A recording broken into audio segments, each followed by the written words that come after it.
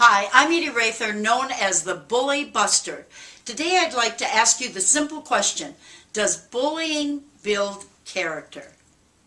I personally think there are easier and more fun ways to build character, but unfortunately many, way too many, have become victims of bullying. If that unfortunate circumstance has happened to you, let me suggest this. You hold on to the negative emotions and the negative experience only long enough to learn the lessons and then make a decision to move on.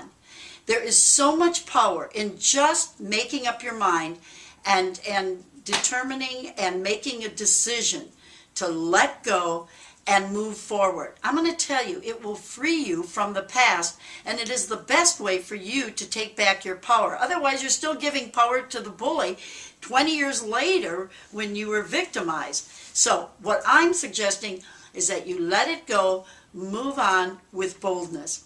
I had written a book a few years ago called Winning: How Winners Think What Champions Do. Interviewed hundreds of people that had all gone above and beyond, climbed higher mountains than most of us. And the interesting thing is that they almost all had some pretty big obstacles to overcome. Alcoholic parents. One grew up home. Oh, Donald Driver, the Packer player, grew up basically homeless. And by the way, tonight they just won the Super Bowl.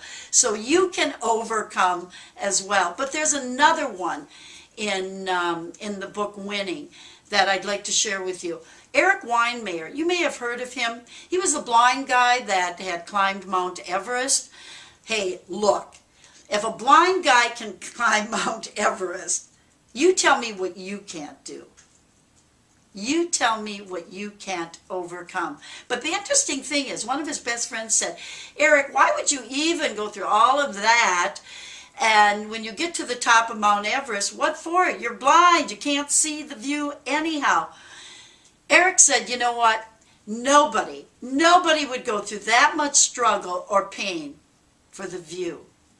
Eric Weinmayer, blind, climbed Mount Everest simply because it was the experience of becoming more than he ever thought he could be.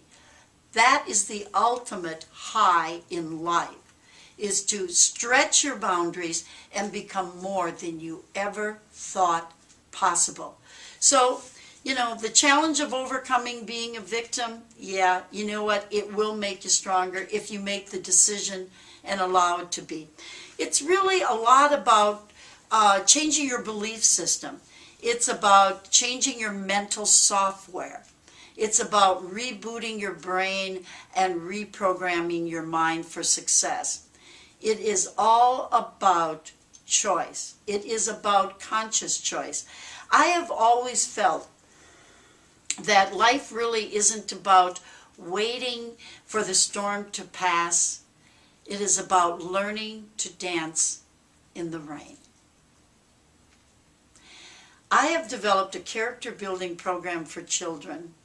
I would love for you to visit www.wingsforwishes.com. The program is I Believe I Can Fly.